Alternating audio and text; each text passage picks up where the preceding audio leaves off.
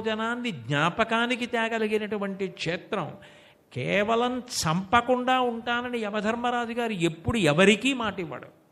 ఎందుకు ఇవ్వడు అంటే ఆయన ధర్మమూర్తి, ఆయన సమవర్తి, ఆయనకు అటువంటి పక్షపాతాలేం ఉండవు ఆయనకి.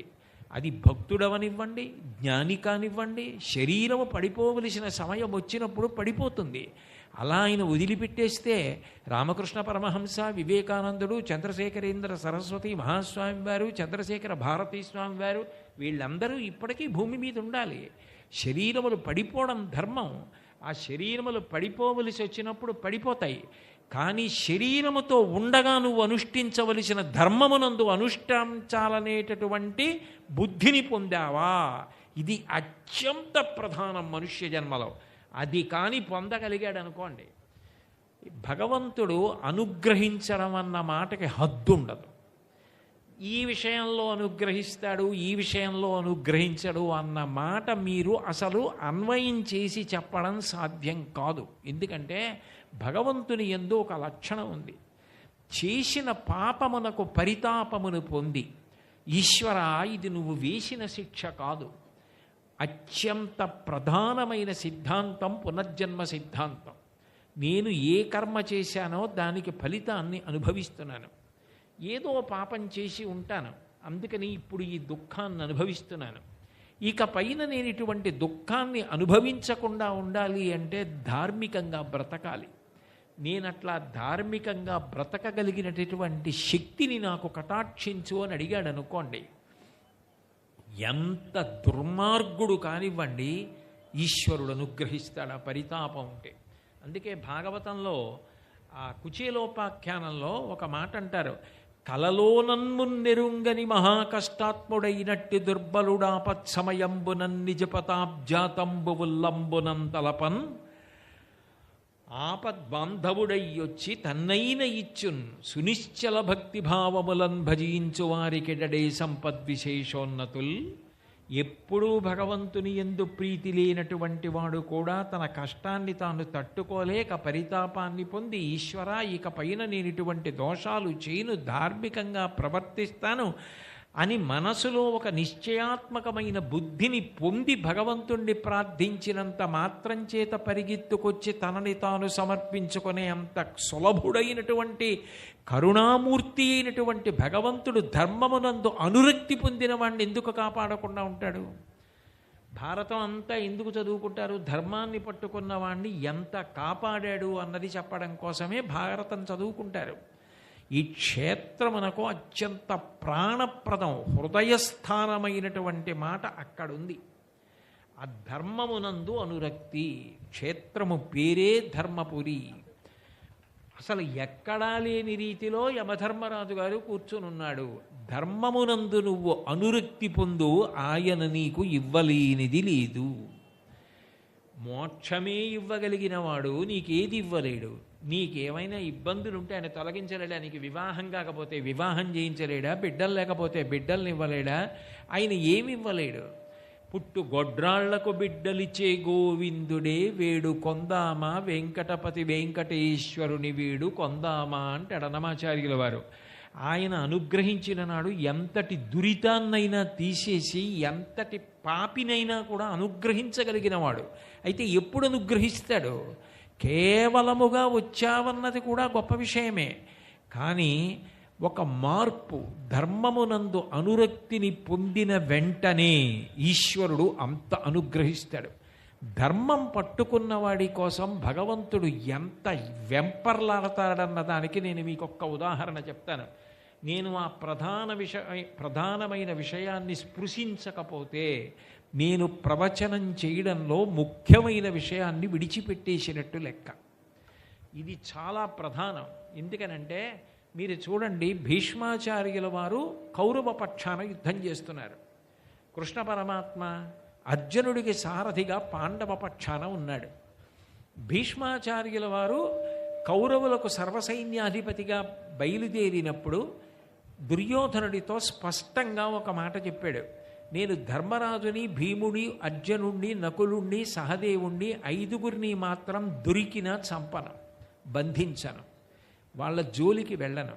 మిగిలిన వాళ్ళని ఎవరినైనా చంపుతాను, ఎంత సైన్యాన్నైనా చంపుతాను. ఎందుకనంటే దేవతలు, యక్షులు, గంధర్వులు, కిన్నెరులు, కింపురుషులు ఎంతమంది కట్టుకొచ్చినా నాతో యుద్ధం చెయ్యలేరు. నాకు స్వచ్ఛంద మరణం వరం ఉంది. కాబట్టి అంతవరకు మాత్రమే యుద్ధం చేస్తాను తప్ప పాండవుల జోలికి వెళ్ళనన్నాడు. ఒప్పుకున్నాడు దుర్యోధనుడు. యుద్ధం జరుగుతోంది. అర్జునుడు రెట్టించిన ఉత్సాహంతో యుద్ధం చేస్తున్నాడు. రాత్రివేళ నిద్రపోవడానికి సిద్ధపడుతున్న భీష్మాచార్యుల వారు శిబిరంలో ఉండగా దుర్యోధనుడు వెళ్ళి 3వ రోజు రాత్రి ఎంత కఠినమైన మాటలో మాట్లాడాడు. ఎంత కఠినంగా మాట్లాడాడంటే భారతంలో చదవడానికి మనకి బాధేస్తుంది. ఇంతటి మహానుభావుడు, ఇంతటి త్యాగమూర్తి, ఇంతటి ధర్మాత్ముడు, ఇంతటి మహావీరుడు యుద్ధానికి బయలుదేరేటప్పుడు చెప్పాడు, నేను పాండవుల్ని ఏం చేయనని. ఒప్పుకుని సర్వసైన్యాధిపతిని చేశాడు. ఇవాళ నువ్వు పక్షపాతంతో యుద్ధం చేస్తున్నావు, నీ శక్తికి తగినట్టు చెయ్యట్లేదని భీష్ముణ్ణి ఎంత నిందించి మాట్లాడాడు. మాట్లాడితే తర్వాతి రోజు భీష్మాచార్యుల వారు యుద్ధానికి వచ్చారు. అందరికన్నా మనసు బాగా గాయపడిన వాడెవరంటే కృష్ణ పరమాత్మ. ఎందుకనంటే భీష్ముణ్ణి దుర్యోధనుడు నిందించాడు. అంతటి ధర్మాత్ముడు, అంతటి భక్తుడు, ప్రహ్లాద, నారద, పరాశర, పుండరీక అని భీష్మాచార్యుల వారి పేరు కూడా అందులో చెప్తారు. భీష్ముడి పేరు చెప్తే కృష్ణుడికి అంత ప్రీతి. అంతటి ధర్మాత్ముడిని పట్టుకుని అన్నన్ని మాటలు అన్నావు. భీష్ముడంటే ఏమిటో లోకానికి తెలియ చెప్తానన్నాడు. నిజానికి భీష్ముడు అటు యుద్ధం చేస్తున్నాడు, ఇటు అర్జునుడు రథం వచ్చింది. ఇద్దరూ యుద్ధం చేస్తున్నారు. భీష్ముడు వేసిన బాణ పరంపరకి అర్జునుడు తట్టుకోలేకపోయాడు. మీరు ఒక్కటి ఆలోచించండి, నిజంగా కృష్ణుడు చంపేద్దామని అనుకున్నాడు అనుకోండి, ఆయుధం పట్టుకోవాలి. కానీ కృష్ణుడు ప్రతిజ్ఞ చేశాడు యుద్ధానికి ముందు, నేను ఆయుధం పట్టను అని ప్రతిజ్ఞ చేశాడు. ఇప్పుడు ఆయుధం పడితే భగవంతుడే మాట తప్పినట్టు. భగవంతుడంతటి వాడు మాట తప్పి ఆయుధం పట్టుకోవలసిన పరిస్థితి వచ్చింది భీష్ముడు యుద్ధం చేస్తే అన్న కీర్తి భీష్ముడికి కట్టపెట్టడం కోసం ఆయుధం పట్టుకొని రథం మించి దూకేసి భీష్ముడి మీదకి వెళ్ళాడు. అర్జునుణ్ణి రక్షించుకోవడం కాదు అక్కడ ప్రధానం. మీరు భారతం బాగా చదివితే అర్థమవుతుంది. భీష్ముడి కీర్తి నిలబడాలి, అందుకోసం పట్టుకున్నాడు ఆయుధం. అందుకు పోతన గారు ఆ హృదయాన్ని అందుకొని భీష్ముడు ఆ స్తోత్రం చేస్తాడు కృష్ణ పరమాత్మని. అందులో కృష్ణస్థుతిలో అంటాడు, కుప్పించి ఎగసిన కుండలంబుల కాంతి గగనభాగం బెల్ల కప్పికొనగా ఉరికిన నోర్వక ఉదరంబులోనున్న జగముల వ్రేగున జగతి కదుల చక్రంబు చేపట్టి చనుదెంచురయమున పైనున్న పచ్చని పటముజార నమ్మితినాలావు నగుబాటు చేయకు మన్నింపుమని కీర్తి మన్నింపుమని క్రీడి మరల దిగువ కరికి లంఘించు సింహంబు కరణి మెరసి నీడు భీష్ముని చంపుదు నిన్ను కాతు విడువు మర్జున యటంచు మద్ది శిఖవృష్టి తెరలి చనుదించు దేవుండు దిక్కు నాకు అని చెప్పుకున్నాడు. భీష్ముణ్ణి ఎవరు నీకు దిక్కు అని అడిగితే నాకు ఎటువంటి వాడు దిక్కు అంటే కృష్ణుడి గురించి చెప్తూ ఒక మాట అన్నాడు, కుప్పించి ఎగసిన కుండలంబుల కాంతి గగనభాగం బెల్ల కప్పికొనగా. నేను అర్జునుడితో యుద్ధం చేసేటప్పుడు నేను బాణములు ప్రయోగిస్తుంటే అర్జునుడు తట్టుకోలేకపోతే కృష్ణ పరమాత్మ సారథ్యం చేస్తున్నవాడు రథం మించి ఒక్కసారి ఎగిరి కిందకి దూకితే కృష్ణ పరమాత్మ యొక్క కడుపులో ఉన్న లోకములన్నీ కదిలిపోయాయి. కుప్పించి ఎగసిన కుండలంబుల కాంతి గగన భాగం బెల్ల కప్పికొనగా ఆయన యొక్క చెవులకు పెట్టుకున్న కుండలాలు, కృష్ణుడి కుండలాల యొక్క కాంతి ఆకాశమంతా కప్పేస్తే జగముల వ్రేగున జగతి కదుల చక్రంబు చేపట్టి చనుదించురయమున పైనున్న పచ్చని పటముజార. ఆ చక్రం పట్టుకుని పైనుంచి దూకేసి భీష్మాచార్యుల వారి మీదకి వెళ్ళిపోయి నిన్ను చంపేస్తానని వెడుతుంటే పైన వేసుకున్న ఉత్తరీయం జారి కింద పడిపోతే చేతకాని వాడైపోయాడు అర్జునుడు, యుద్ధం చెయ్యలేకపోయాడు. అందుకని భీష్మాచార్యుల వారిని చంపడానికి కృష్ణుడు వెళ్ళాడని లోకం రేపు చెప్పుకుంటే నాకు సిగ్గు బావా, వదిలేయి అని చెప్పి మన్నింపు మరి క్రీడి మరల తిగువ కరికి లంఘించు సింహంబు కరణి మెరసి నేడు భీష్ముని చంపుది నిన్ను కాతు విడువు మర్జున యటంచు మధ్య శిఖవృష్టి తెరలి చనుదించు దేవుండు దిక్కు నాకు. నన్ను చంపేస్తానని చక్రం పట్టుకుని ఆ రోజున నా రథం దగ్గరికి పరిగెత్తుకొచ్చినటువంటి కృష్ణ పరమాత్మ ఉన్నాడే, ఆయన నాకు దిక్కని చెప్పుకున్నాడు భీష్ముడు. మీరు ఒక్కటి ఆలోచించండి, కృష్ణ పరమాత్మ ఎప్పుడైనా అవతల వారిని చంపాలనుకుంటే చక్రం పట్టుకుని పరిగెత్తుకుంటూ దగ్గరికి వెళ్ళి జుత్తట్టుకుని వాడి కంఠాన్ని చక్రం పట్టి రంపం పెట్టి కోసినట్టు కోశాడా? శిశుపాలుణ్ణి చంపవలసి వచ్చినా, నరకాసురుణ్ణి చంపవలసిన సుదర్శన చక్రాన్ని విడిచిపెడతాడంతే. మరి భీష్మాచార్యుల వారి విషయంలో చక్రం విడిచిపెట్టకుండా చక్రం పట్టుకుని భీష్ముడి రథం దగ్గరికి పరిగెత్తడం ఏమిటి అంటే, భీష్ముడిని చంపడం కాదు ఉద్దేశ్యం. ఇంతటి ధర్మమూర్తి, ఇంతటి శౌర్యం ఉన్నవాణ్ణి దుర్మార్గుడైన ధృతరాష్ట్రుడు నిన్న రాత్రి నిందించాడు. నా భక్తుడు భీష్ముడి మనసు గాయపడింది. అంతకన్నా ఎక్కువ నేను బాధపడ్డాను. నా ప్రతిజ్ఞ వమ్మైపోతే పోని, కృష్ణుడు ఆయుధం పట్టను అన్న ప్రతిజ్ఞ విడిచిపెట్టేసి ఆయుధం పట్టాడన్న అపకీర్తి నాకు వస్తే రాని. కానీ భీష్ముడు ఎంత గొప్పవాడో అందరూ గుర్తుండిపోయేటట్టుగా ఆఖరికి కృష్ణుడు చక్రం పట్టుకున్నాడన్న అపఖ్యాతి వచ్చిన ఆయనకి గౌరవం తెచ్చి దుర్మార్గుడైన దుర్యోధనుడికి బుద్ధి చెప్తానని చక్రం పట్టుకున్నాడు. అంటే ధర్మం పట్టుకున్న వాడి కోసం భగవంతుడు అంత పరుగులు తీస్తాడు, తన ప్రతిజ్ఞ కూడా విడిచిపెట్టేస్తాడు. ధర్మము అంటే ఆయనకి అంత అనురక్తి. అటువంటి ధర్మమును అనుష్ఠించవలసిన వాడు ఎవరు అంటే నరుడే. ఆ ధర్మమును అనుష్ఠించాడనుకోండి, అసలు యమధర్మరాజు గారు అటువంటి వ్యక్తి జోలికి రానేరాడు. ఆయనే ప్రతిజ్ఞ చేశాడు. అజామిలోపాఖ్యానం మీరు చదివితే అందులో ఆయన అంటాడు, ఎవరైతే విష్ణు భక్తులై ఉన్నారో, ఎవరైతే భగవద్భక్తులై ఉన్నారో అటువంటి వాళ్ళ జోలికి మీరు వెళ్ళవద్దు ఓ భటులారా, వాళ్ళ మీద పాశం వెయ్యవద్దు. వాళ్ళ యొక్క పాదములకు ఉన్న పద రజస్సు ధూళిని పట్టుకురండి, నేను తల మీద చల్లుకుని మీ తల మీద చల్లుతానన్నాడు. భక్తి అంటే కేవలం భగవంతుడి దగ్గర కూర్చుని స్తోత్రం చేయడం, పూజ చేయడం, బయటకు వచ్చే పాపకార్యాలు చేయడం అయితే రావణాసురుడి భక్తి అవుతుంది. నియుజ్యమానాస్సు గజాస్సు హస్తా సఖేశ్చ సుఖేశరాశ్చోత్పల పత్రహస్తా బభూవదేవీ చ కృతాసు హస్త లక్ష్మీస్తథా పద్మిని పద్మహస్త అంటారు రామాయణంలో. లక్ష్మీదేవి మూర్తిని అభిషేకం చేస్తాడు, పూజ చేస్తాడు. ఎక్కడుందా లక్ష్మీదేవి? గృహలక్ష్మి గృహే గృహే. ప్రతి ఇంట నీ భార్య రూపంలోనూ లక్ష్మీదేవి ఉంది, పక్కవారి భార్య రూపంలోనూ లక్ష్మీదేవి ఉంది. పక్కవారి భార్యని అగౌరవంగా మాట్లాడి చూసినప్పుడు నీకు లక్ష్మీ పూజ చేసే అధికారం ఎక్కడుంది? ఆవిడని నువ్వు లక్ష్మిగా చూసి గౌరవించు, లక్ష్మి సంతోషిస్తుంది. సీతమ్మని చూడకూడని చూపు చూసి లక్ష్మీదేవి పూజ చేస్తే లక్ష్మీదేవి అనుగ్రహించిందా రావణాసురుణ్ణి? ధర్మము అంటే అనుష్ఠించినదేదో అది ధర్మము. ఆచార ప్రభవో ధర్మ అన్నాడు అందుకే భీష్ముడు. అటువంటి ధర్మమును ఆచరించాడనుకోండి, అసలు యమధర్మరాజు గారు ఆయన జోలికి రానేరాడు.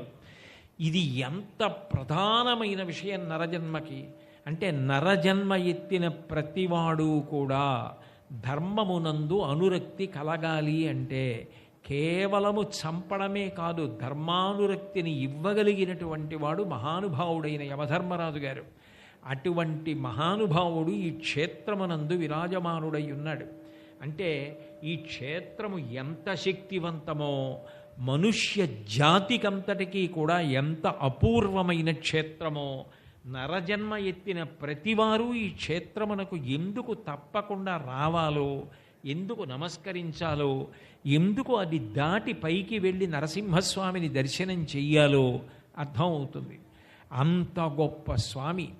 అటువంటి స్వామిని దాటిన తరువాత హనుమ, ఈ క్షేత్రంలో విరాజమానుడైనటువంటి వాడు, అత్యంత ప్రధానమైన స్థానములో ఉన్నవారు స్వామి హనుమ. హనుమ లోకానికంతటికీ కూడా ప్రధానంగా నేర్పేదేది అంటే వినయము, మాట. ఈ రెండూ కూడా అత్యంత ప్రధానమైనవి. ఈ రెండూ ఎవరికి ఉండాలి అంటే మనుష్యునకు ఉండాలి. మాట ఉన్నది ఎవరికి? మనుష్యునకు ఉంది. వినయం ఉండవలసినది ఎవరికి? మనుష్యునకు ఉండాలి. అందుకే మీరు చూడండి, 84 లక్షల జీవరాశులలో అసలు భగవంతుడు మాట ఏ ప్రాణికి ఇవ్వలేదు.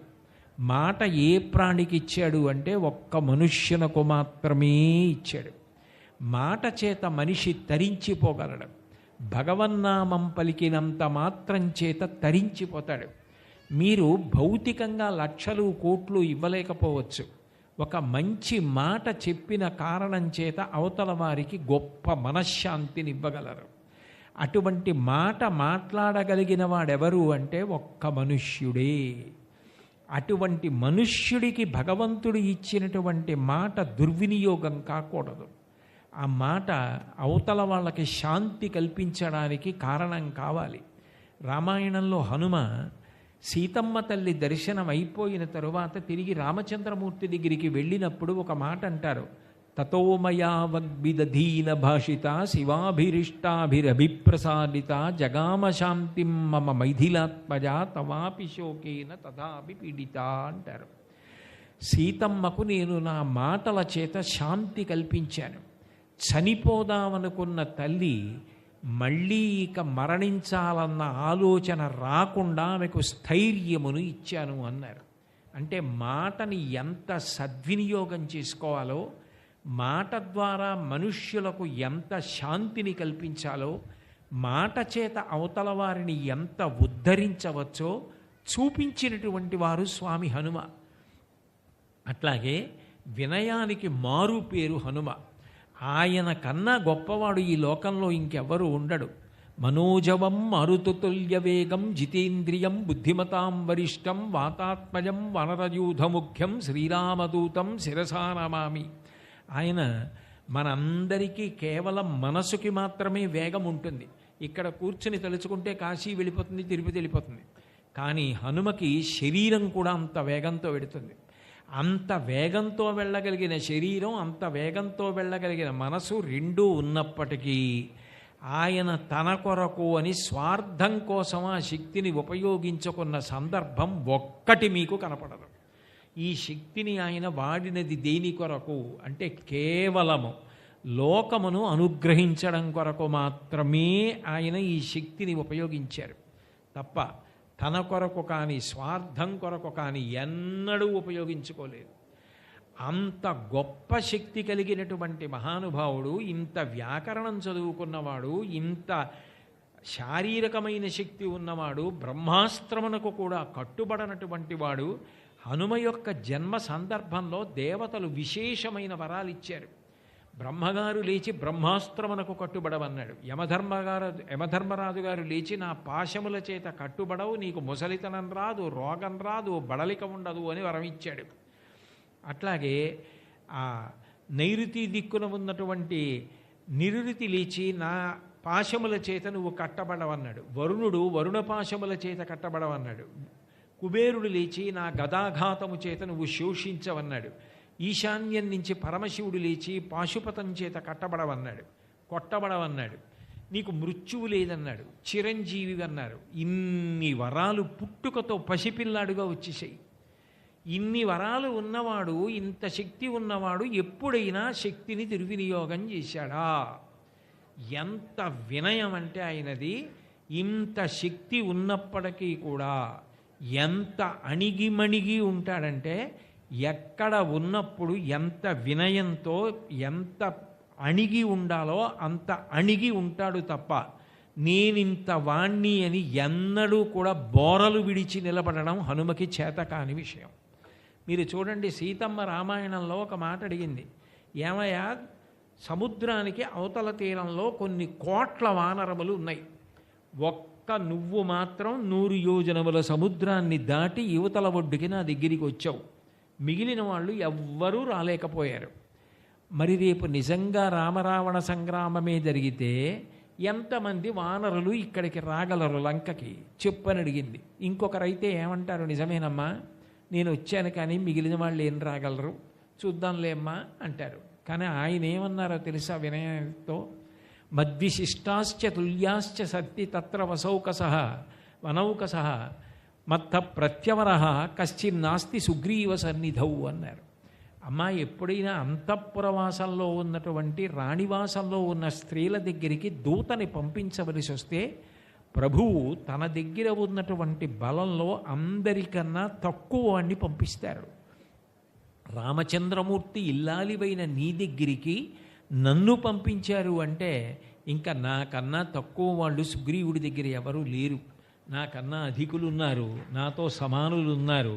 కాబట్టి రేపు రామరావణ యుద్ధం జరిగితే రాలేకపోవడం ఏమిటమ్మా, అందరూ వస్తారు, నువ్వు బెంగ పెట్టుకోవలసిన అవసరం లేదన్నారు.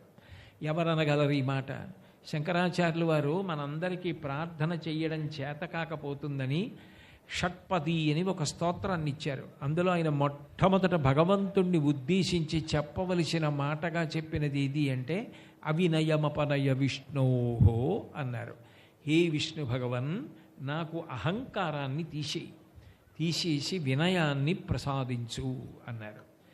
వినయానికి మారు పేరు హనుమ. మాటని సార్థక్యం చేసుకోవడము అంటే మారు పేరు హనుమ. ఆయన ఎక్కడ మాట్లాడినా చచ్చిపోయేవాళ్ళు బ్రతుకుతారు, అంత బాగా మాట్లాడతారు.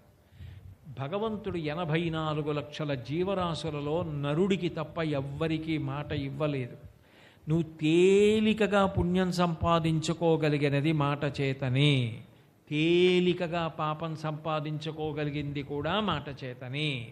కాబట్టి నువ్వు పాపపుణ్యములను సముపార్జించుకోవడంలో నీకిచ్చిన వాక్కును దుర్వినియోగము చేసుకోవద్దు. నీకిచ్చిన వాక్కుని నువ్వు సద్వినియోగం చేసుకోగలిగితే అంతకన్నా తేలికగా తరించడానికి వేరు మార్గం లేదు. ఈశ్వరుడు నీకేదో అది ఇవ్వలేదు ఇది ఇవ్వలేదని అనుకోవద్దు.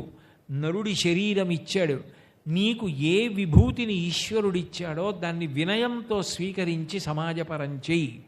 భగవంతుడి నీకు ఇచ్చిన వాక్కుని 10 మంది యొక్క అభ్యున్నతి కొరకు ఉపయోగించు తప్ప ఆ వాక్కుని అహంకారంతో నీ పతనానికి ఇతరుల బాధకి కారణం చెయ్యవద్దు అని ఉపదేశం చేస్తున్నారా అన్నట్టుగా హనుమదవతారంలో ప్రధానమైనటువంటి సందేశము ఏదైతే ఉందో అది మనని జ్ఞాపకం చేసుకోమని చెప్తున్నారా అన్నట్టుగా ఈ క్షేత్రంలో హనుమ నిలబడి ఉంటారు. అంటే నిజానికి ఈ క్షేత్రానికి వచ్చినటువంటి వాడికి ధర్మమునకు ఆలంబనమై ప్రధానమైనటువంటి విషయములు ఏ ఉంటాయో వాటన్నింటినీ జ్ఞాపకం చేసేటటువంటి దేవతామూర్తులందరూ కూడా విరాజమానులై ఉన్నారు. అంటే ఏ అవసరం నీకుందో దాన్ని బట్టి నువ్వు అక్కడికి వెడుతూ ఉంటావు. ఇంట్లో దొంగలు పడ్డారనుకోండి, రక్షక భటులు ఉండేటటువంటి స్థావరానికి వెడతాం, ఆ కార్యాలయానికి వెడతాం. నాకు ఏదో జనాభా లెక్కలలో కొత్తగా పుట్టిన నా మనవడి పేరు చేర్చవలసి వస్తే తత్సంబంధమైన కార్యాలయానికి వెడతాం. నాకు ఏదైనా న్యాయం కావలసి వస్తే న్యాయస్థానానికి వెడతాను. ఒక అపూర్వమైన గ్రంథం నా దగ్గర లేనిది చదువుకోవలసి వస్తే గ్రంథాలయానికి వెడతాను. అనారోగ్యంగా ఉంటే వైద్యశాలకు వెడతాను. నా అవసరాన్ని బట్టి వెడతాను. నువ్వు మనిషిగా పుట్టిన తరువాత నీకు అత్యంత ప్రధానమైన అవసరములేమిటి? ధర్మమునందు అనురక్తి, నరుడిగా నీకున్నటువంటి వాక్కుని సద్వినియోగం చేసుకోవడం, నీకు ఏ విభూతి ఉన్నదో ఆ విభూతి వలన అహంకరించకుండా వినయంగా ఉండగలగడం. వీటిని ఎవరు ఇవ్వాలో, ఎవరి వలన వీటిని పొందాలో వారందరూ కూడా పైనున్న వాణ్ణి చేరడానికి నరుడిగా నీకు మాత్రమే అధికారం, మిగిలిన ప్రాణులకు లేదు. ఈ అనుష్ఠానం నువ్వే చేయగలవు. దానికి నీ ప్రతిబంధకములను తీసి నీకు ఏది కావాలో అది ఇవ్వడం, దాన్ని జ్ఞాపకం చేయడం ప్రధాన లక్ష్యంగా మేము కింద నిలబడి ఉన్నామని నిలబడి ఉన్న క్షేత్రం, అంత గొప్ప క్షేత్రం ధర్మపురి క్షేత్రం. ఇటువంటి క్షేత్రానికి ఎవరు రావాలి అంటే ఏ అవసరం ఉన్నవాడు ఆ కార్యాలయానికి వెళ్ళినట్టు నరుడిగా పుట్టిన ప్రతివాడు ధర్మపురి క్షేత్రానికి రావలసిందే. నరుడిగా పుట్టిన ప్రతివాడు ధర్మపురి క్షేత్రానికి వెళ్ళవలసిందే.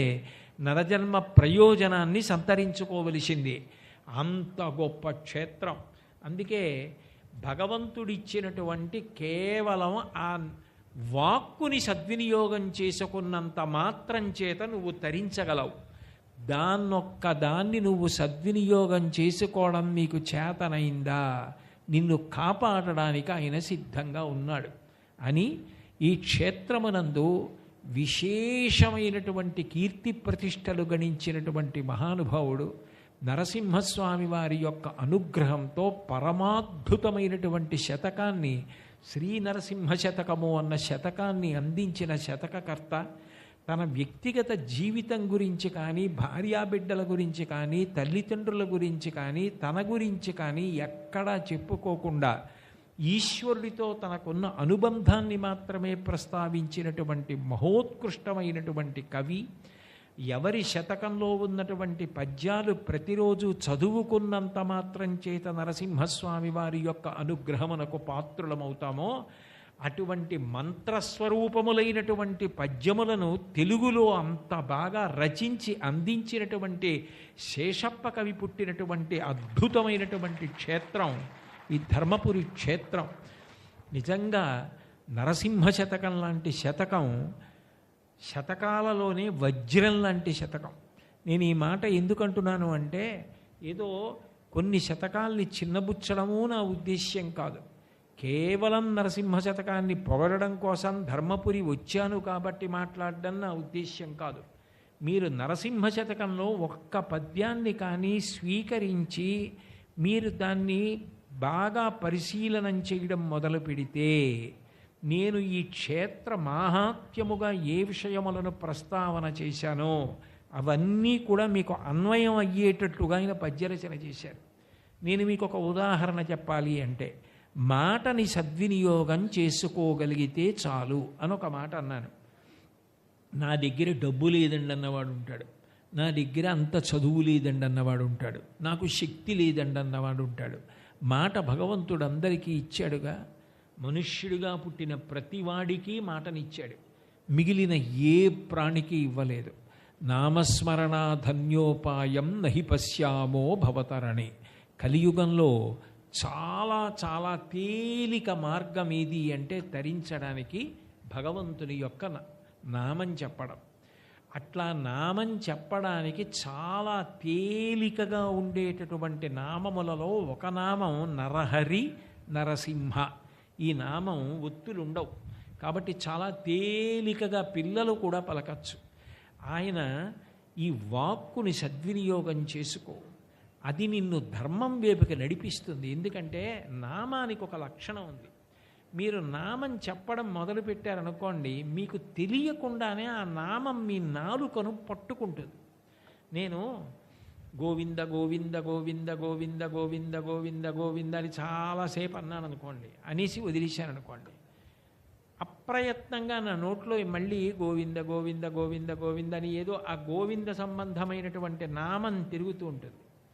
మీరు ఏదన్నారో, ఏ నామం చేశారో ఆ నామం మీ నోట్లో తిరగడం అలవాటు అవుతుంది.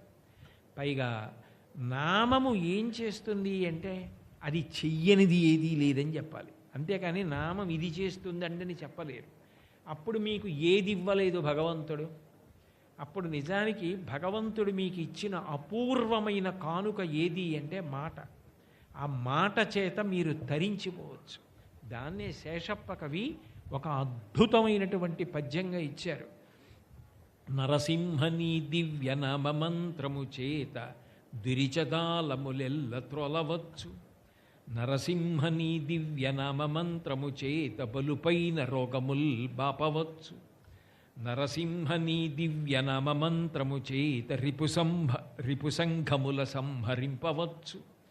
నరసింహని దివ్య నామ మంత్రము చేత దండహస్తుని బంట్ల తరుమవచ్చు. బళిరా నేనీ దివ్యనామ బలము చేత దివ్య వైకుంఠ పదవి సాధింపవచ్చు. భూషణ వికాస శ్రీధర్మపుర నివాస దుష్ట సంహార నరసింహ దురిత దూర. శతకానికి అంతటికీ ఇదే మొగుటం. చిట్ట చివరికి వచ్చేటప్పటికి భూషణ వికాస శ్రీధర్మపుర నివాస. భూషణముల చేత ప్రకాశిస్తున్నటువంటి ఓ నరసింహుడా, దుష్ట సంహార, దుష్టులను సంహరించినటువంటి వాడా, నరసింహ దురిత దూర, దురితములను దూరము చెయ్యగలిగిన వాడా. ఇది ఈశ్వర తత్వ ప్రతిపాదకమైనటువంటి మాట. మొదలు దేంతో ఎత్తుకున్నారో చిట్ట చివర పూర్తి చేయడం కూడా దాంతో పూర్తి చేశారు. ప్రత్యేకించి ఈ పద్యంలో ఆయన నరసింహని దివ్యనామ మంత్రము చేత, నరసింహ నామము కేవలము నామమని మీరు అనుకుంటున్నారేమో, అది మంత్రమే అన్నారు. మననాత్ త్రాయతే ఇది మంత్ర. నువ్వు మనసులో కానీ మననం చేస్తే నరసింహ. అసలు ఆ నరసింహ ఎందుకు రావాలి? నరసింహ అంటే ఏమిటి? నరుడు సింహము రెండూ కలిసినది. నరుడిగా కింద భాగం, సింహంగా పైభాగం. అలా రావలసిన అవసరం ఏమిటి? కేవలము నరుడిగా రామచంద్రమూర్తిగా రాలేదా? కృష్ణుడిగా రాలేదా? వామనమూర్తిగా రాలేదా? అలా నరుడిగా సింహంగా రెండుగా రావలసిన అవసరం ఎందుకు వచ్చింది భగవంతుడికి అన్నది మీరు విచారణ చేస్తే, మంత్రము ఎట్లా మననము చేశారో నామమును అట్లా మననము చేస్తే ఈశ్వరుని యొక్క వైభవము ప్రకటనమవుతుంది. ఎందుకని అసలు నరసింహావతారం ఎందుకు వచ్చింది అంటే, నరసింహావతారము భగవంతుని యొక్క తత్వమును నిరూపణం చేయడానికి వచ్చింది. విష్ణువు అన్న మాటకు అర్థం ఏమిటి? వ్యాపకత్వం. అంతటా నిండిపోయి ఉన్నవాడు. అంతర్బహిశ్చతత్సర్వం వ్యాప్య నారాయణ స్థిత. లోపల బయట ఆయన లేనిది లేదు, అంతటా ఆయనే. నిజానికి విష్ణు సహస్రనామంలో విశ్వం విష్ణు అంతే. విశ్వమే విష్ణువు, విష్ణువే విశ్వము, విశ్వముగా కనపడుతున్న సమస్తము విష్ణువే, విష్ణువు కానిది లేదు. హరిమయము విశ్వమంతయు. విష్ణువు లోకమయుడు. విష్ణువు లోకంగా కనపడతాడు, లోకమే హరిమయము. కాబట్టి హరిమయము కాని ద్రవ్యము పరమాణువు లేదు. వంశ పావన వింటే అంటాడు శుకబ్రహ్మ పరీక్షణ్ మహారాజు గారితో మాట్లాడుతూ. ఆ నామము మంత్రము ఇది ఎక్కడొచ్చింది ఈ ఘట్టం అంటే, ప్రహ్లాదుడు పరమభాగవతోత్తముడు, హిరణ్యకశిపుడు రాక్షసుడు, రాక్షసుడి కడుపున పరమభాగవతోత్తముడు పుట్టాడు. పతాక స్థాయి ఘట్టం ఎక్కడ అంటే, ప్రహ్లాదోపాఖ్యానంలో చిట్ట చివర హిరణ్యకశిపుడు ఒక ప్రశ్న అడిగాడు. ఎవరి బలం చూసుకుని నీకింత ధైర్యం అని అడిగాడు. బలయుతులకు దుర్బలులకు బలమెవ్వడు నీకు నాకు బ్రహ్మాదులకున్ బలమెవ్వడు ప్రాణులకును బలమెవ్వండట్టి విభుడు బలమసురేంద్ర అన్నాడు. నాన్నగారు ఆ ప్రశ్న అడుగుతారు, మీకు నాకు దేవతలకి సమస్త ప్రాణులకు బలమన్న మాట ఎక్కడ అన్వయం అవుతుందో ఆ బలమంతా ఆయన విష్ణువెవరో ఆయనే నాకు బలం నాన్నగారు అన్నాడు. అప్పుడు బలమునకు కేంద్రం ఆయనే. అది మీ యందు బలంగా ఉంది, నా యందు బలంగా ఉంది, సమస్త ప్రాణుల యందు ఉంది. చీమకు కూడా కొంత బలం ఉంది, ఈగకు కూడా కొంత బలం ఉంది, సింహానికి కొంత బలం ఉంది.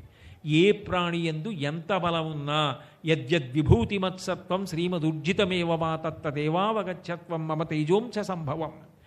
అన్ని ప్రాణుల యందరి ప్రకాశిస్తోంది. ఆ బలమే నాకు బలం నాన్నగారు అన్నాడు.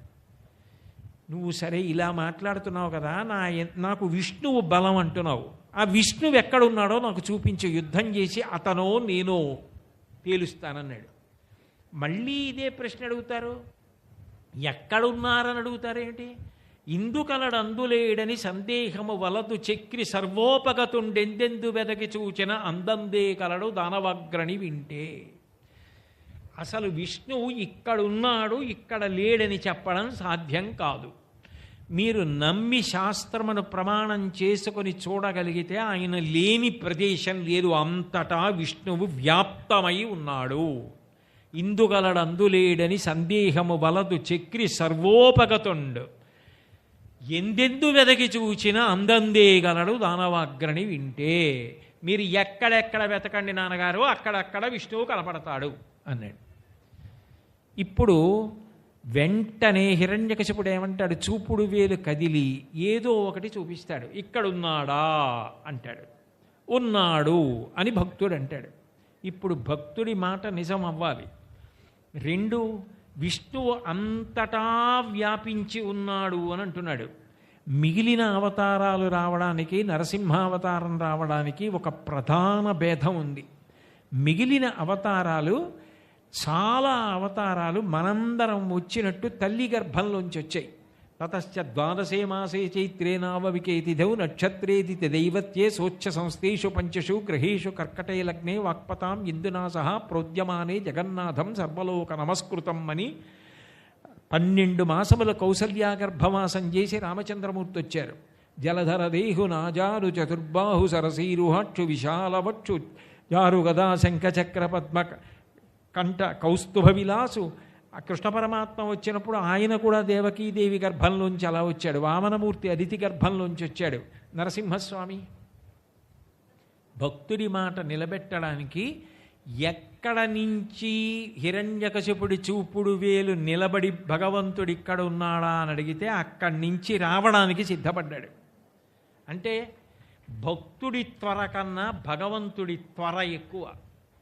భక్తుణ్ణి రక్షించుకోవాలి. ఇప్పుడు ఏకకాలమునందు ఇద్దరిని రక్షించాలి. ఒకటి ప్రహ్లాదుణ్ణి రక్షించాలి. అంతటా ఉన్నాడు విష్ణువు, అంతటా ఉన్నాడంటున్నాడు ప్రహ్లాదుడు. ఎక్కడా లేడంటున్నాడు హిరణ్యకశిపుడు. ఒకవేళ రావడం అన్నది జరిగిందనుకోండి, తనకి అత్యంత భక్తుడైన వాళ్ళల్లో ఒకడు సృష్టికర్త అయిన బ్రహ్మగారు. ఆ బ్రహ్మగారు హిరణ్యకశిపుడికి వరం ఇచ్చాడు. గాలిన్ కుంభిని అగ్ని ఎంబువుల ఆకాశస్థలం దిక్కులన్ రేలన్ ఘస్రములం తమ ప్రభల భూరిగ్రాహ వ్యాళాదిచ్చ నరాది జంతు కలహ వ్యాప్తిన్ సమస్త్రాస్త్ర శస్త్రాలిన్ మృత్యువు లేని జీవనములోకాధీశ ఇప్పించవే అన్నాడు. హిరణ్యకశిపుడు బ్రహ్మగారిని ప్రార్థన చేసినప్పుడు నాకు గాలిలో కానీ, నీటిలో కానీ, నిప్పులో కానీ, భూమిలో కానీ, ఆకాశంలో కానీ, కోరలున్నవి కానీ, రాక్షసులు కానీ, దేవతలు కానీ, అస్త్రములు కానీ, శస్త్రములు కానీ ఇవేవీ పనికిరావు. ఈ కాలమునందు కానీ, కాలములో రాత్రి కానీ పగలు కానీ నేను మరణించకూడదన్నాడు. తథాస్తు అన్నాడు బ్రహ్మగారు. ఇప్పుడు బ్రహ్మగారిచ్చిన మాట నిజం కావాలి. బ్రహ్మగారిచ్చిన మాట నిజం కాలేదనుకోండి, భగవంతుడిచ్చిన వరం వమ్మైపోయిందన్న మాట వస్తుంది. అటు బ్రహ్మగారి మాట నిలబెట్టాలి. ఇక్కడ పరమభాగవతోత్తముడైనటువంటి ప్రహ్లాదుడు అంతటా ఉన్నాడు భగవంతుడు అంటున్నాడు. ఎక్కడ హిరణ్యకశిపుడి వేలు నిలబడితే అక్కడి నుంచి రావాలి. కాబట్టి ఆయన అడగనటువంటి వరం నరుడు కాదు, సింహము కాదు, రెండు కలిపి నరసింహమయ్యాడు. నరసింహముగా కేవలముగా ఒక్క స్తంభంలోంచే రాలేదు. నిజానికిట హరి సర్వాకృతులం కలండనుచు ప్రహ్లాదుండు భాషింప సత్వరుడయ్యందుడు లేడను చుసుతుందైత్యుండు తర్జింప శ్రీనరసింహకృతి దాల్చనచ్యుతుడు నానా జంగమస్థావరోత్కర గర్భంబుల అన్ని దేశములను దండ ప్రభావంబునన్. అంతటా ఉన్నాడని ప్రహ్లాదుడు అంటుంటే హిరణ్యకశిపుడి వేలు ఎక్కడ నిలబడితే అక్కడి నుంచి రావడానికి తొందరపడినటువంటి భగవంతుడు ఈ విశ్వమంతా కూడా ఒక పెద్ద నారసింహం అయిపోయి హిరణ్యకశిపుడి వేలు ఎక్కడ ఆగితే అక్కడి నుంచి బయటికి రావడానికి సిద్ధపడ్డాడు. అంటే వ్యాపకత్వాన్ని నిరూపించాడు. నేను అంతటా ఉన్నాను అని నిరూపించడానికి హిరణ్యకశిపుడి వేలు ఎక్కడ నిలబడిందో ఆ స్తంభంలోంచి ఆ రూపంతో వచ్చాడు. బ్రహ్మగారిచ్చిన వరాన్ని నిలబెట్టాడు, ప్రహ్లాదుడి మాట నిలబెట్టాడు, హిరణ్యకశిపుణ్ణి సంహరించాడు. సంహరించేటప్పుడు మీరు భాగవతం చదివితే ఒక అద్భుతమైన మాట కనపడుతుంది. అసలు అది ప్రాణమున్నది కాదు, చనిపోయినది కాదు. గోళ్ళు ప్రాణం ఉంది కాబట్టి పెరుగుతాయి, కోసేస్తే బాధ ఉండదు. కాబట్టి అవి చనిపోయినవి కావు, బ్రతికున్నవి కావు. ఆ గోళ్ల గురించి వర్ణించినప్పుడు పోతన గారు ఒక మాట అన్నారు. అంత కఠినమైనటువంటి శరీరం ఉన్న హిరణ్యకశిపుడి యొక్క వక్షస్థలాన్ని ఛేదించేటప్పుడు అవి గుణపాలయ్యాయి, అవి కొడవళ్ళయ్యాయి, అవి గొడ్డళ్ళయ్యాయి, అవి రంపాలయ్యాయి. అయి ఏది కోసేయాలో, ఏది భేదించేయాలో, ఏది పగలగొట్టేయాలో అలా పగలగొట్టేసాయి. అంటే సమస్త శక్తి ఎక్కడ నిలబడిపోయిందంటే ఆ గోళ్లలో నిలబడిపోయింది. అంటే సాధారణంగా గోటితో ఏం చేయగలడంటే గీరగలడంటాం. కానీ హిరణ్యకశిపుడి లాంటి ఒక గొప్ప రాక్షసుడి గుండెలు పగలకొట్టి ప్రాణములు తీసేయడానికి శక్తినంతటినీ గోళ్లల్లోకి ప్రవేశపెట్టగలిగాడు. అంత గొప్ప అవతారం, అంత గొప్ప తత్వావిష్కరణ చేసిన అవతారం, అంత గొప్పగా వ్యాపకత్వాన్ని నిరూపించిన అవతారం యోగ నరసింహుడై ఉంటాడు. ఇక్కడ యోగమునందున్నాడంటే అంత ఆలోచనతో ఉన్నవాడు, అంత ప్రశాంతంగా ఉన్నవాడు. లేకపోతే ఇద్దరి మాట నిలబెట్టి మరీ సంహరించాడు హిరణ్యకశిపుడిని, ఇటు ప్రహ్లాదుడి మాట, అటు బ్రహ్మగారి మాట. అలా వచ్చినటువంటి నరసింహావతారం యొక్క పేరుందే, అది మంత్రమయ్యా. నువ్వు అది మననం చేస్తే చాలు, నిన్ను కాపాడేస్తుంది. నరసింహ నీ దివ్య నామమంత్రము చేత దురిత జాలములెల్ల త్రోలవచ్చు. నరసింహ, నీ దివ్యమైనటువంటి నామమున్నదే, అది మంత్రమా? అటువంటి నామమంత్రము నరసింహ నరసింహ నరసింహ అని అనుకోవడం వస్తే చాలు. కనీసం పద్యాన్ని అడ్డుపెట్టి 4 మాటలు నరసింహ అని అనగలిగితే, అందుకే పద్యం రచన చేసేటప్పుడు కూడా ఇది వదిలిపెట్టకుండా రచించారు. నరసింహ నీ దివ్యనామ మంత్రము చేత దురితజాలములెల్ల త్రోలవచ్చు. అది ఒక్క హిరణ్యకశిపుణ్ణి చంపడం కాదు. నా దుఃఖమునకు కారణం ఏది అంటే నేను చేసిన పాపం. నా పాపాన్నంతటినీ తీసేయగలిగినది ఏది అంటే నరసింహ నామం. నరసింహాని నేను పలకగలిగితే, నోరార పిలవగలిగితే, మనసులో స్మరించగలిగితే నా దురితమునంతటినీ తీసేస్తుంది. నరసింహ నీ దివ్య నామమంత్రము చేత బలుపైన రోగముల్ బాపవచ్చు. ప్రత్యేకించి నృసింహస్వామి వారి యొక్క అవతారం నృసింహ పూజ హృత్సంబంధమైనటువంటి వ్యాధులను పోగొడుతుందంటారు. నేను ఇది ఏ పక్షపాతం లేకుండా మాట్లాడుతున్నది. ప్రదోష వేళలో సాధారణంగా శివాలయానికి వెడతారు, ఎందుకంటే దేవతలందరూ శివాలయంలో ఉంటారని. కానీ ప్రదోష వేళలో కూడా శివాలయంతో సమానంగా దర్శనం చేయడానికి అధికారం ఉన్నటువంటి దేవాలయం నరసింహస్వామి దేవాలయం. ఎందుకంటే అవతారం ప్రదోష వేళలోనే వచ్చింది. అంత గొప్ప అవతారం. అటువంటి నరసింహస్వామి యొక్క దివ్య నామ మంత్రము చేత, ఆ నామాన్ని పలికినటువంటి కారణం చేత స్వామి నా యొక్క పాప రాశి అంతా ధ్వంసమైపోతుంది. బలుపైన రోగముల్ బాపవచ్చు. హృత్సంబంధమైనటువంటి వ్యాధులు ఉన్నవారు నరసింహస్వామిని ఆరాధన చేసి బయటపడ్డవారు నాకు తెలుసు వ్యక్తిగతంగా. నేను సభలలో చెప్పకూడదు కాబట్టి చెప్పట్లేదు. నృసింహోపాసన ఆరోగ్యానికి కవచం, అంత గొప్పది. కాబట్టి నరసింహని దివ్య నామమంత్రము చేత బలుపైన రోగముల్ బాపవచ్చు. నరసింహని దివ్య నామమంత్రము చేత ఈ రిపు సంఘముల సంహరింపవచ్చు. రాక్షస సంఘములు, శత్రు సంఘములను నిర్మూలించవచ్చు. శత్రు సంఘములంటే మనం ఎవరి మీదో శత్రుత్వాన్ని పెట్టుకుని వాళ్ళని చంపడానికి నరసింహోపాసన చేయడం కాదు. నరసింహోపాసన ఏ శత్రువులు పోవడం కోసము అంటే మనలోనే ఉన్న కామక్రోధ లోభమద మోహమాత్సర్యములనేటటువంటి అరిషడ్వర్గమును పోగొట్టుకోవడానికి నరసింహ మంత్రోపాసన అంత గొప్పది. కాబట్టి నరసింహ నీ దివ్య నామమంత్రము చేత రిపు సంఘముల సంహరింపవచ్చు. నరసింహ నీ దివ్య నామమంత్రము చేత దండహస్తుని బంట్ల తరుమవచ్చు. నరసింహ నామం నాలుక మీద నర్తించడం అలవాటైపోయినటువంటి వాడికి ప్రాణోత్క్రమణం అవుతున్నప్పుడు అసలు యమధర్మరాజు గారి పాశం వేసే అవకాశమే లేదు. కాబట్టి ఆ దండహస్తుని బంట్ల తరుమవచ్చు. బళిరా, అబ్బా ఏమి గొప్ప నామమయ్యా స్వామినిది. నేనీ మహామంత్ర బలము చేత, ఇంత గొప్ప మంత్రం ఈ నామం, ఎంత తేలిక, ఉపదేశం కూడా అక్కర్లేదు, ఎవరైనా అనొచ్చు నరసింహ అని. కాబట్టి నేనీ మంత్ర బలము చేత దివ్య వైకుంఠ పదవి సాధింపవచ్చు. యమధర్మరాజు గారి నుంచి తప్పించుకోవడం కాదు, కేవలము ఈ యొక్క నామాన్ని పట్టుకొని నేను వైకుంఠ పదవి సాధింపవచ్చు. భూషణ వికాస శ్రీ ధర్మపుర నివాస దుష్ట సంహార నరసింహ దురిత దూర. ధర్మపురిలో విరాజమానుడవైనటువంటి ఓ నరసింహస్వామి, నిన్ను అర్చించడం ద్వారా, నీ యందు భక్తితో ఉండడం ద్వారా, నీ పేరు పలకడం ద్వారా నేను తరించిపోతానయ్యా. ఆ నామం గురించి నరసింహ శతకంలో మీకు ఎన్ని మాటలు ఆయన మాట్లాడారు. అది ఒక అద్భుతమైనటువంటి పద్యాన్ని ప్రయోగించారు. అంత్యకాలమునందు ఆయాసమున నిన్ను తలతునో తలపనో తలతునిపుడే, నరసింహ నరసింహ నరసింహ లక్ష్మీశ దానవంతక కోటి భానుతేజ, గోవింద గోవింద గోవింద సర్వేశ పన్నగాధిపశాయి పద్మనాభ, మధువైరి మధువైరి మధువైరి లోకేశ నీలమేఘ శరీర నిగమ వినుత, ఈ విధముగా నీ నామమిష్టముగను భజన చేయుచునుందు నా భావమందు, భూషణ వికాస శ్రీ ధర్మపుర నివాస దుష్ట సంహార నరసింహ దురిత దూరా అన్నారు. ఆ భగవన్నామమునందు ఆయనకున్న ప్రీతిని వ్యక్తం చేస్తూ, అంత్యకాలమునందు ఆయాసమున నిన్ను తలతునో శ్రమచేత తలపలేనో.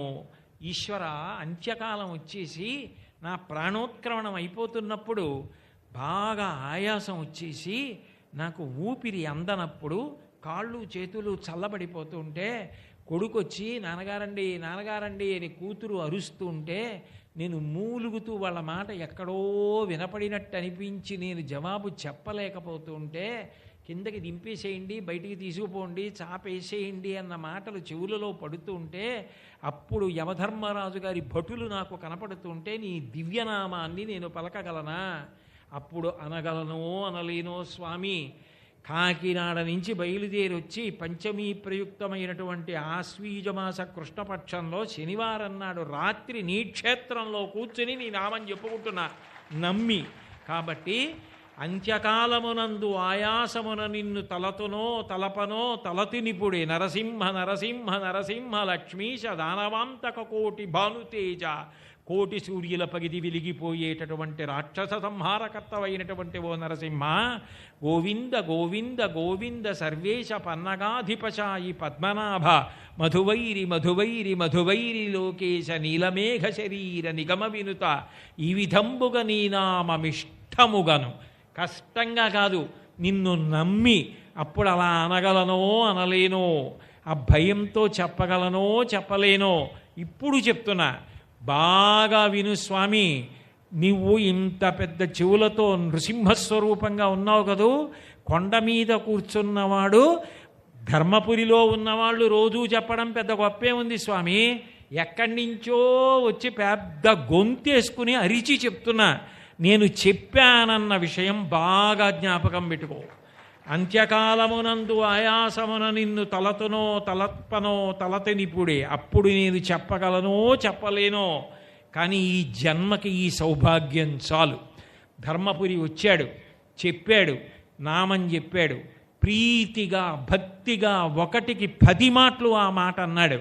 అన్న విషయాన్ని జ్ఞాపకం పెట్టుకొని అంత్యకాలంలో ఆ ఓపిక నువ్వే ఇచ్చి ఏ భయం లేకుండా ఏ తాపత్రయం లేకుండా నీ పద్యం జ్ఞాపకానికి వచ్చి నేను చెప్తూ ఉండగా తేలికగా నాకు ప్రాణోత్క్రమణం అయిపోయి నీ ఎందుకు కలిసిపోవాలి. అట్లా అనుగ్రహించవయ్యా. ఏమి ఆర్తితో చెప్పుకున్నాడో మహానుభావుడు. ఒక మాట, బ్రతికియున్నన్నాళ్ళు నీ భజన తప్పను కాని మరణకాలమునందు మరతునేమో ఆ వేళ యమదూతలాగ్రహంబున వచ్చి ప్రాణముల్ పెకలించి పట్టునప్పుడు కపవాత పైత్యముల్ కప్పగా శ్రమచేత కంపముద్భవమంది కష్టపడుచు నాజిహ్వతో నిన్ను నారాయణాయంచు పిలుతునో శ్రమచేత పిలువలేను నాటికిప్పుడే నీ నామ భజన తలతు చెవినిడవయ్య ధైర్యముగను భూషణ వికాస శ్రీధర్మపుర నివాస దుష్ట సంహార నరసింహ దురిత దూరా అంటాడు శేషప్ప కవి. శేషప్ప కవి ఆ పద్యం చెప్పబట్టి కదూ నేను ఇవాళ ఈ పద్యం చెప్పుకుంటున్నా. ఇక నాకు జీవితానికి పెద్ద భరోసా, నాకెంత ధైర్యం. నేను ఎప్పుడు వెళ్ళిపోయినా నాకేం బెంగలేదు. ఎందుకంటే ధర్మపురి వచ్చాను, ఆశ్వీజమాసంలో కృష్ణపక్షంలో ఇంత సంతోషంగా ఆ భగవంతుడి యొక్క నామం శేషప్ప కవి పద్య రూపంలో చెప్పుకున్నా. నేను ఎప్పుడు వెళ్ళిపోయినా నరసింహస్వామి నా ఎందు నిలబడి నా చేత ఆయన నామం చెప్పిస్తూ నన్ను తీసుకెడతాడు. నాకంత పరమ విశ్వాసం ఉన్నది. ఆయన మహానుభావుడు శేషప్ప కవి అమూల్యమైన పద్యాలు. బ్రతికియున్నన్నాళ్ళు నీ భజన తప్పను కాని మరణకాలమునందు మరతునేమో. బ్రతికున్నన్నాళ్ళు నా నమ్మకం అలాంటిది స్వామి. నీ గురించి ఒళ్ళు చెమట పట్టేలా చెప్పుకుంటా. చేతులారంగ శివుని పూజింపడి ని నోరు నొవ్వంగ హరికీర్తి నుడువడి ని దయయు సత్యంబులోనుగా తలపడేని కలుగనీటికి తల్లుల కడుపు చేటు. చేతులార శివార్చన చేస్తా పొద్దున్న. సాయంకాలం అయ్యేటప్పటికి ఒళ్ళు చెమట పట్టేటట్టు హరినామ సంకీర్తనం చేస్తా. కానీ అంత్యకాలంలో నా ప్రాణోత్క్రమణం అయిపోయేటప్పుడు కపవాత పైత్యముల్ కప్పగా శ్రమచేత కంపముద్భవమంది కష్టపడుచు.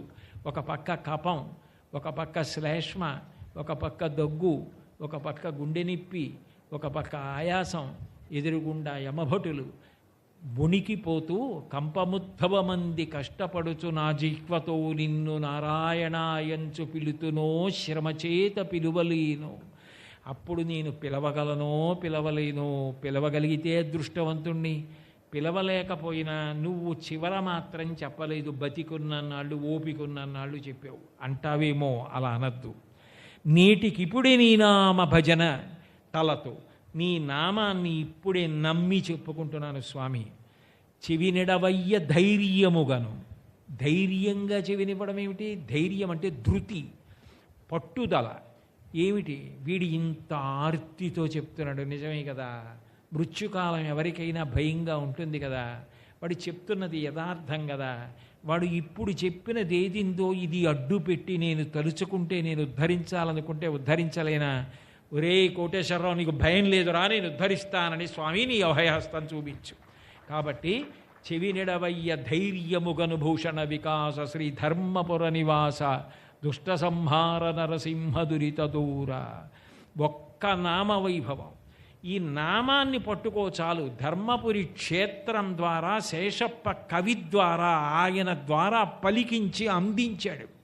నా నామం పట్టుకోరా చాలు, నా తత్వాన్ని పరిశీలనం చెయ్యి. భాగవతంలో ఉన్న పద్యాల్ని 1కి 4 మాటలు పరిశీలనం చెయ్యి చాలు. నిన్ను ఉద్ధరించే కర్తవ్యాన్ని నేను తీసుకుంటాను. నామం పలకరా, ఏం అక్కర్లేదు. నువ్వేం పెద్ద పెద్ద పూజలు చెయ్యక్కర్లేదు. పక్కన ఉన్న గోదావరి స్నానం చెయ్యి, నా కొండ మీదకి రా. అదేం పెద్ద కొండ, కష్టపడి ఎక్కవలసిన కొండ ఏం కాదు. ఆ చక్కగా యమధర్మరాజు గారిని, ఆంజనేయ స్వామిని దర్శనం చేస్తూ నా మ్రోల వచ్చి నిలబడు. నరసింహ నరసింహ నరసింహ నరసింహ అని నోరార అనుకో చాలు. నేనున్నాను, నేను అండగా నిలబడతాను. వాడు ఉన్నాడని నమ్మకం ఏమిటండి?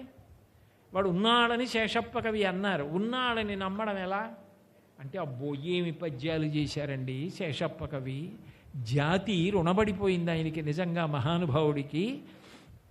ఒక్కొక్క చోట ఆయన ఎంత గొప్ప గొప్ప పద్యాలు రాశారంటే, ఒక చోట ఆయన అంటారు, అందులో అంటారు, అడవి పక్షులకెవ్వడు ఆహారమిచ్చెను, మృగజాతికెవ్వడు మేత పెట్టి. మనం లోకంలో ఒక మాట అంటుంటాం, నేను నలుగురికి భోజనం పెట్టానండి, ఏదో దేవీ నవరాత్రుల్లో ఇంతమందికి భోజనాలు పెట్టామండి అంటాం. శేషప్ప కవి నిలదీసి ప్రశ్నించాడు, అడవి పక్షులకెవ్వడు ఆహారమిచ్చెను, మృగజాతికెవ్వడు మేత పెట్టి, జలచరాదులకు భోజనం బెవ్వడిప్పించి, చెట్లకెవ్వడు నీరు చెదిపోసి, స్త్రీల గర్భమునందు శిశులనెవ్వడు పెంచి. అట్లాగే ఈ మకరందమెవ్వడొనర్చి, ఈ తుమ్మెదలకి మకరందాన్ని ఎవడు తయారు చేసి ఇచ్చాడు. అట్లాగే పశువులకెవ్వడు భూరి పెట్టి, ఆ పశువులన్నింటికీ కూడా పచ్చిగడ్డి పెట్టినవాడు ఎవరు అంటే ఆయనే పెట్టాడు. నిజానికి జగత్తుకంతటికీ అన్నం పెట్టగలిగిన వాడు ఎవరు అంటే ఆయన ఒక్కడే పెట్టాలి. దానికి ఆయన ఉన్నాడు అన్న మాటకి ఎంత గొప్ప మాట చెప్పాడో శేషప్ప కవి. అడవి పక్షులకెవడు ఆహారం ఇచ్చెను. ఇక్కడ నేను చిలకని పెంచానండి, పంజరంలో పెట్టానండి, అరటిపండు పెట్టానండి, జామ పండు పెట్టానండి అనొచ్చు. అడవిలో కోట్ల పక్షులు ఉన్నాయి. కోట్ల పక్షులు రకరకాల ఆహారాలు తింటాయి. కొన్ని మాంసాహారం తినే ఉన్నాయి, కొన్ని శాకాహారం తినే ఉన్నాయి, కాయలు తినే ఉన్నాయి, పళ్ళు తినే ఉన్నాయి, పురుగులు తినే ఉన్నాయి. ఇన్నింటికి కావలసిన ఆహారాన్ని తయారు చేసి పెట్టిన అన్నదాత ఎవడురా? నేనింటికి అన్నం పెడుతున్నానని ఎప్పుడైనా ఎక్కడైనా బోర్డు పెట్టాడు ఆయన? అడవి పక్షులకెవడు ఆహారమిచ్చను, మృగజాతికెవ్వడు మేత పెట్టే. మృగములున్నాయి, కొన్ని శాకాహారం తింటాయి, కొన్ని మాంసాహారం తింటాయి. కుందేలుంది, మేకుంది, గొర్రెంది, ఈ గొర్రె, మేక, ఆవు, ఎద్దు ఇటువంటివన్నీ కూడా శాకాహారం తింటాయి. ఏనుగు శాకాహారం తింటుంది. కొన్ని శాకాహారము తింటాయి, మాంసాహారము తింటాయి. పిల్లుంది, పాలు తాగుతుంది, ఎలక మాంసము తింటుంది. కొన్ని కేవలం మాంసాహారం తింటాయి. పెద్ద పులుంది, కాయలు పళ్ళు తిందవు, మాంసం తింటుంది. కొన్ని ఉన్నాయి శాకాహారము మాత్రమే తిని బలిసినటువంటి ప్రాణి యొక్క మాంసం తినడం ఇష్టపడతాయి. సింహం ఉంది, కేవలం శాకాహారం తిని పెరిగేటటువంటి ఏనుగు మాంసాన్ని ఇష్టపడుతుంది. ఇన్నింటికి అసలు ఇంత ఆహారాన్ని, ఇన్ని మృగాలకి ఆహారం ఎవరయ్యా తీసుకొచ్చి పెట్టినవాడు? మృగజాతికెవ్వడు మేత పెట్టే, జలచరాదులకు భోజనం బెవ్వడిప్పించే. నీళ్లల్లో ఉండేటటువంటి ప్రాణులు తిరుగుతుంటాయి. చేపలు, కప్పలు, పీతలు, పురుగులు నీళ్లల్లో తిరుగుతాయి. నీళ్లల్లో తిరిగేటటువంటి ప్రాణులకు పట్టుకెళ్ళి ఇన్ని ప్రాణులకు అన్నం పెట్టిన వాడెవరు? చెట్లకెవ్వడు నీరు చెదిపోసే. ఈ చెట్లకి ఎన్ని చెట్లు, ఒకటా రెండా, ఏవో కొన్ని చెట్లు అంటే మనం ఆ నీళ్లు పోస్తాం, ఏదో మన పెరట్లో పెంచుకున్నటువంటి చెట్లకి. అరణ్యాలు పెరుగుతున్నాయి, ఎన్నో చెట్లు పెరుగుతున్నాయి, ఇంత వర్షం పడుతోంది, వర్షం పడి ఎన్ని విత్తనాలు మొక్కలు అవుతున్నాయి, చెట్లు అవుతున్నాయి. ఇవన్నీ ఎవరు చేస్తున్నవాడు? ఒక కుక్కకి ఒక 6 పిల్లలు పుడతాయి. పుట్టినప్పుడు 6 పిల్లలకి పాలివ్వాలని చెప్పి ఎక్కడో ఎవరో తీర్థయాత్రకు వెళ్ళినటువంటి వాళ్ళ ఇంటి గేటు దూకి వాళ్ళ మేడమెట్ల కింద ఏ ప్రాణి చెనకని చోట అది 6 పిల్లల్ని పెట్టి తను బయటికి వెళ్ళి తిని వచ్చి 6 పిల్లలకి పాలిస్తుంది.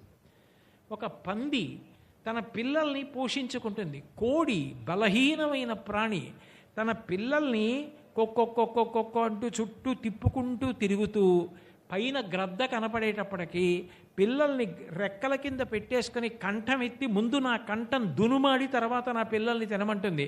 ఎవడయా ఈ ప్రేమ పెట్టినవాడు? ఎవడు ఈ పిల్లలందరికీ పోషించే శక్తి తల్లి ప్రాణికి ఇచ్చినవాడు ఎవరు?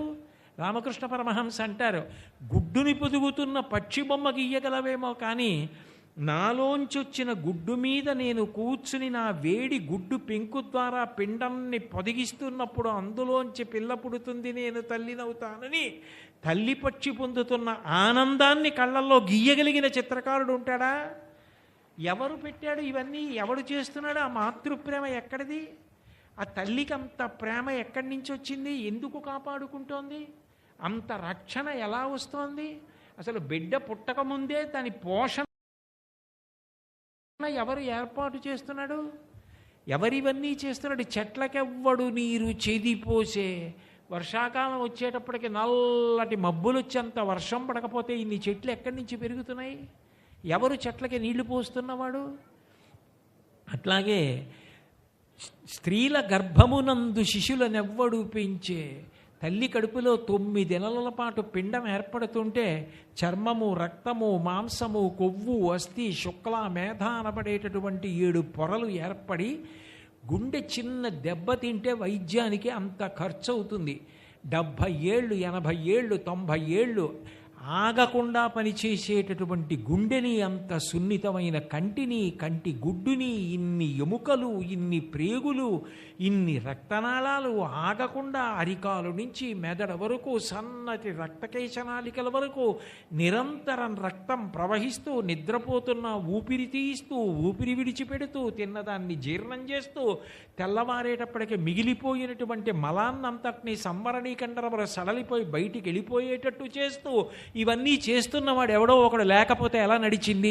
ఇది తయారు చేసిన వాడు ఎవరో లేకపోతే ఈ వేదిక ఎలా వచ్చింది? ఇవన్నీ చేసిన వాడు లేకపోవడం ఏమిటి? స్త్రీల గర్భమునందు శిశులనెవ్వడు పెంచే. ఎవడయ్యా వీటన్నింటినీ కూడా పెంచినటువంటి వాడు? అట్లాగే ఈ తుమ్మెదలకన్నింటికీ కూడా మకరందమెవ్వడొనరించే. ఎవడు తేనెని పువ్వుల్లోకి తీసుకెళ్ళి చుక్క చుక్క చుక్క చుక్క చుక్క చుక్క తేనె ఇన్ని కోట్ల పువ్వుల్లో పెట్టడమా?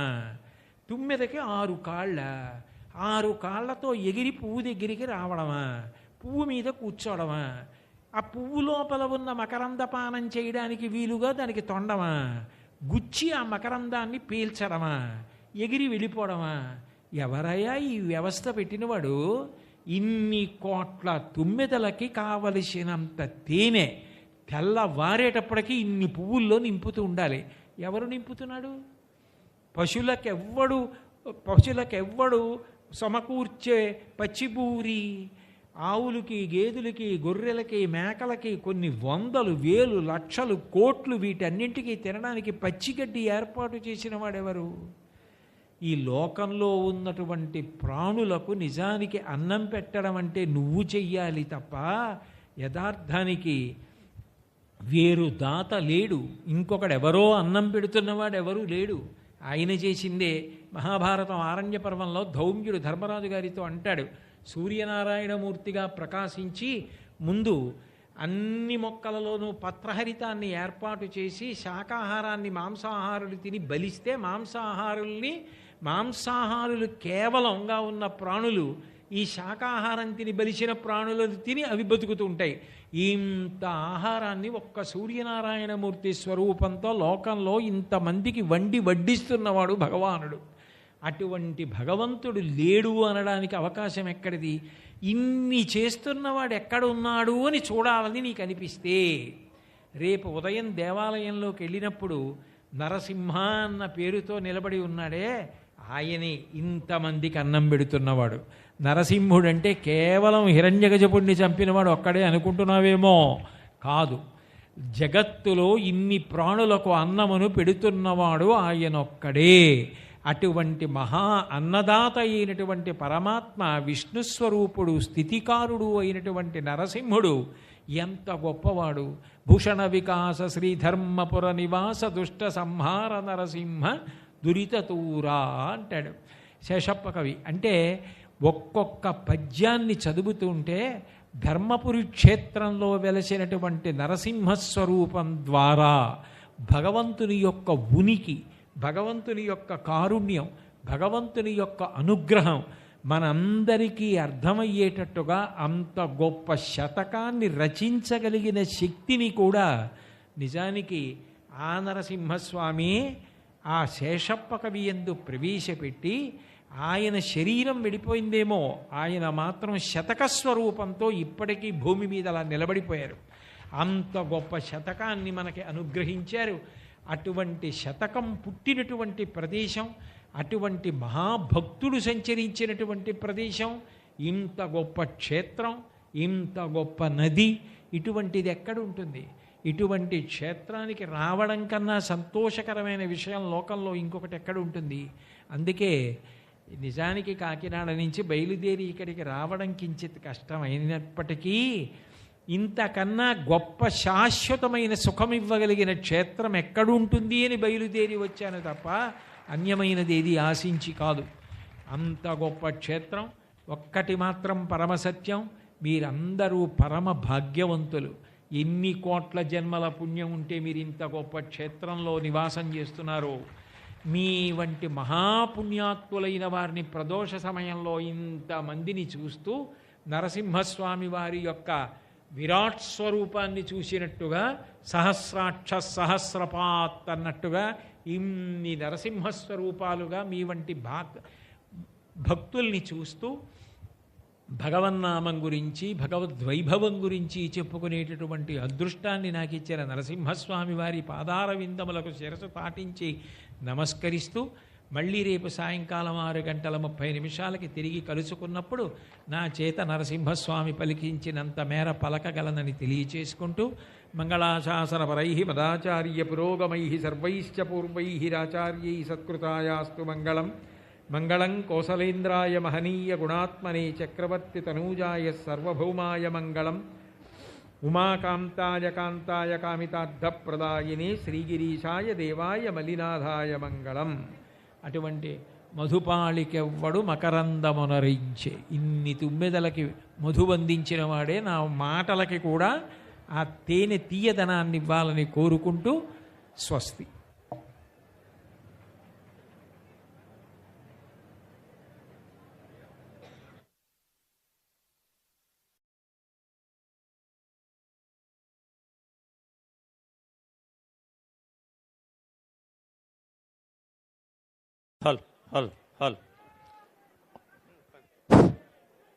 అద్భుతమైనటువంటి ప్రవచనధారతో మనందరినీ దయచేసి అందరూ కూర్చోవలసిందిగా అందరికీ విజ్ఞప్తి చేస్తున్నాం. ఒక 5 నిమిషాలు అంతే. అద్భుతమైనటువంటి ప్రవచనధారతో నరసింహ తత్వాన్ని, ధర్మపురి క్షేత్ర మాహాత్మ్యాన్ని, శేషప్ప గారి యొక్క శతకాల్ని అద్భుతంగా వివరించి మనందరినీ మంత్రముగ్ధుల్ని చేసినటువంటి బ్రహ్మశ్రీ చాగంటి కోటేశ్వరరావు గారికి సాష్టాంగ ప్రణామాలు అర్పిస్తూ, ఇంతటి అద్భుతమైనటువంటి కార్యక్రమాన్ని నిర్వహించుకోవడానికి మా గౌరవ మంత్రివర్యులు వారి సంకల్ప బలమే, వారి యొక్క కుమారులైనటువంటి హరీశ్వర్ కుమార్ వారి యొక్క సంకల్ప బలంతో ఈ యొక్క అద్భుతమైనటువంటి కార్యక్రమాన్ని మనం ఇక్కడ నిర్వహించుకోవడం జరిగింది. వారు మంత్రి గారిని, తర్వాత కలెక్టర్ దంపతులను కూడా వేదిక మీదకి మంత్రి గారు, తర్వాత హరీశ్వర్ గారు, కలెక్టర్ దంపతుల్ని వేదిక మీదకి సవినయంగా ఆహ్వానిస్తున్నాం. డాక్టర్ చాగంటి కోటేశ్వరరావు గారిని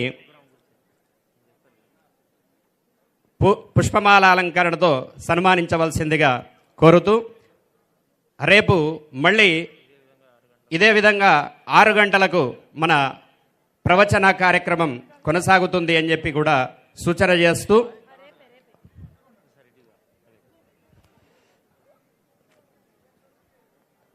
రేపు ఇదే విధంగా 6 గంటలకు అద్భుతమైనటువంటి ఆధ్యాత్మిక ప్రవచనము నిర్వహించుకోనున్నాము. కావున ఇట్టి కార్యక్రమానికి భగవద్బంధువులు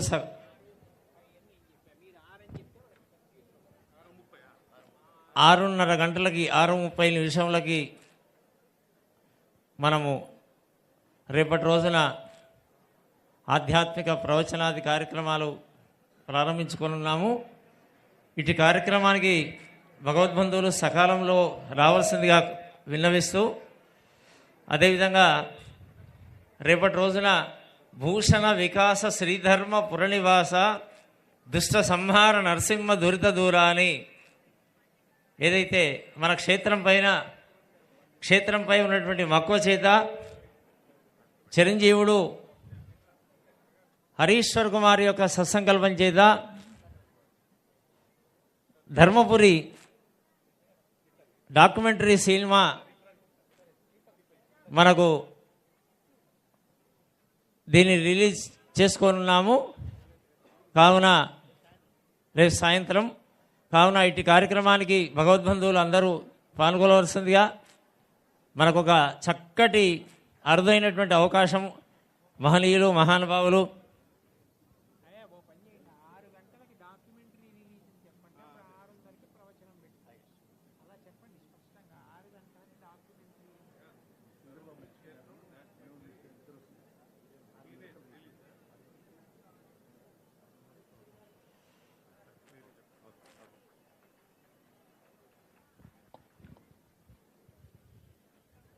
గురువుగారి యొక్క సూచన మేరకు సాయంత్రం 6 గంటలకు ధర్మపురి క్షేత్రానికి సంబంధించినటువంటి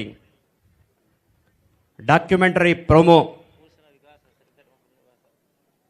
ఆవిష్కరణ కార్యక్రమం ప్రారంభమవుతుంది. అదేవిధంగా 6:30 డాక్టర్ చాగంటి కోటేశ్వరరావు గారి యొక్క ప్రవచనం కొనసాగుతుంది అని చెప్పి ఇటు కార్యక్రమానికి మహత్తరమైనటువంటి అద్భుతమైనటువంటి కార్యక్రమానికి మనకు రాష్ట్ర మంత్రి గారు శ్రీధర్ బాబు గారు, అదేవిధంగా దేవాదాయ ధర్మాదాయ శాఖ అమాత్యులు శ్రీమతి కొండా సురేఖ గారు కూడా ఇటు కార్యక్రమానికి రానున్నారు.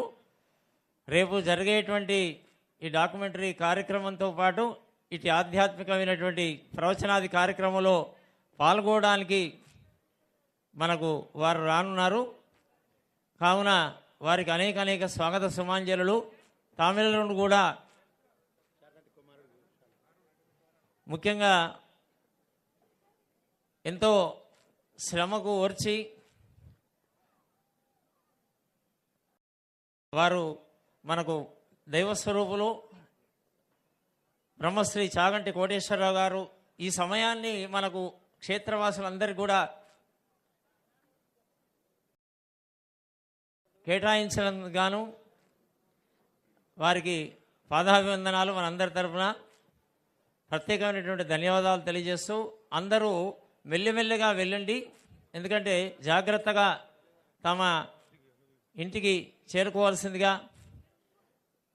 ఇటు సూచనను విని తగు జాగ్రత్తలు తీసుకోవాల్సిందిగా సవినయంగా సగౌరవంగా మిమ్మల్ని ప్రార్థిస్తూ, ఈరోజు జరిగినటువంటి అల్పాహారము శ్రీ మల్యాల సత్యనారాయణ భాగ్యలక్ష్మి గారు అందరికీ